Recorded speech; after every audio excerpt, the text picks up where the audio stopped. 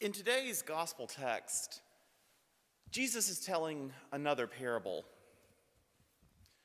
Parables, you'll remember from this summer, are supposed to make our minds wonder. Something is usually off, something that tickles our brain into just sitting with the image and the story. Also remember that parables are not simply allegories. At times they can be read allegorically, but that's just one layer for reading them, one layer for experiencing them.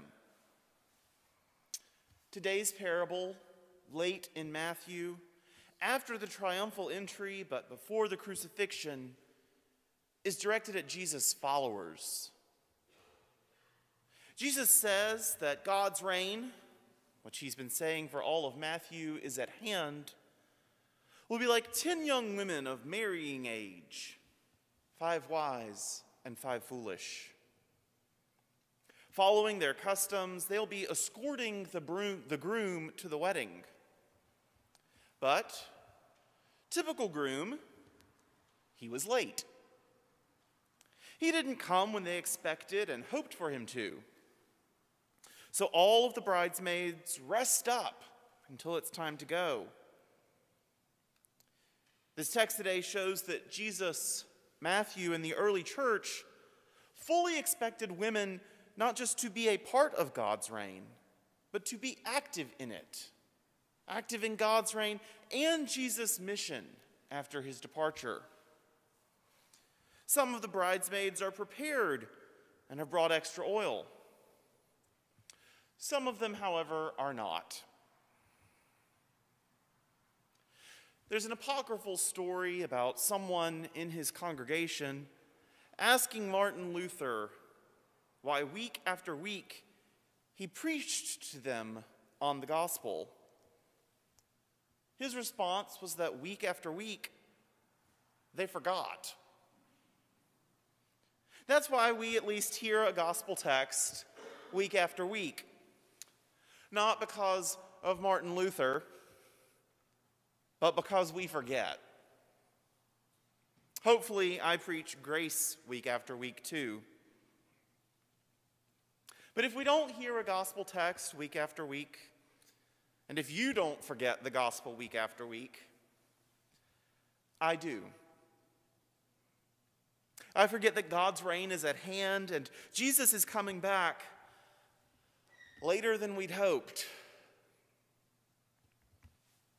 Tuesday came and went, and then Wednesday, and Thursday, and Friday, and finally yesterday. We're up to 238,000 COVID-19 deaths in the United States. And every day this last week, there were at least 1,000 deaths a day. One day there were 1,600. And it looked like nothing was going to change. Where was God? Wednesday morning, reading Psalm 72 in morning prayer, I wondered, why wasn't God rescuing the oppressed or healing the sick? Why was Jesus letting those who claimed to speak for him run roughshod over the very people Jesus spent time with? Why is the bridegroom running late? Did we bring enough oil to seek and to see our work through our lives? Jesus telling this parable so near the end of his life was warning for sure, but also preemptive reassurance. We can allegorically easily read Jesus as the bridegroom, and we, Jesus' followers, as the bridesmaids. And while some read the oil as good works, that's the hardest symbol to crack in this story. Good works can't be purchased at the dealer. You can't go get more by buying them. looking forward to Jesus' arrival is lifelong work. Half of these bridesmaids, people who had been chosen for the wedding itself, aren't prepared for all eventualities. Half of them are, though. Jesus telling his disciples that there may be some delay in his return, though even they couldn't have guessed it would be over 2,000 years of delay, is letting them know that following him is a lifelong work of accepting the gospel. That half are prepared, that half keep their faith and know that something could go wrong, are still admitted to the wedding banquet is good news. They join the great feast at the end of time. Jesus is warning his followers that their actions and motives will be questioned. Have you been faithful? Have you worked to build God's reign? Has your life been constantly transformed into the full likeness of Jesus the Christ? And there are bridesmaids, disciples, who get to say yes. Jesus gives all his followers warning that it's coming so that we can prepare to say yes ourselves.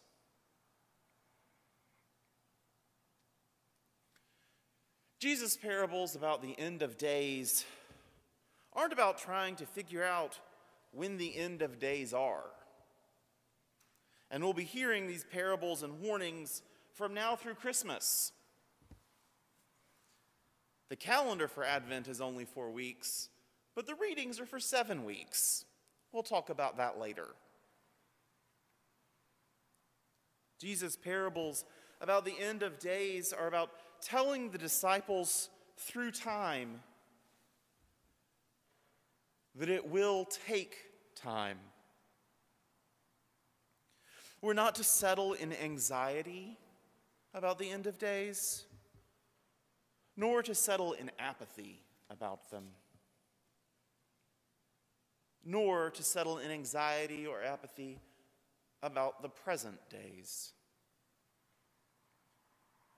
Jesus telling us what is coming, including the delays, is meant to motivate us to keep watch in our actions, always looking for ways to follow Jesus. When I believe something on Sunday and am racked with anxiety on Tuesday, I don't do great at that. So I come back here to be reminded week to week. I come back here to be reminded that God's love is forever, and there's nothing we can do to earn it. I come back here to be reminded that even in the midst of a pandemic, God is forever. I come back here to be reminded that God's reign is at hand, and accepting the gospel is a lifelong practice of changing our hearts. Jesus told us it could be a while, and he invited us to bring extra oil. Let's keep our lamps trimmed and burning as we wait for his return. Amen.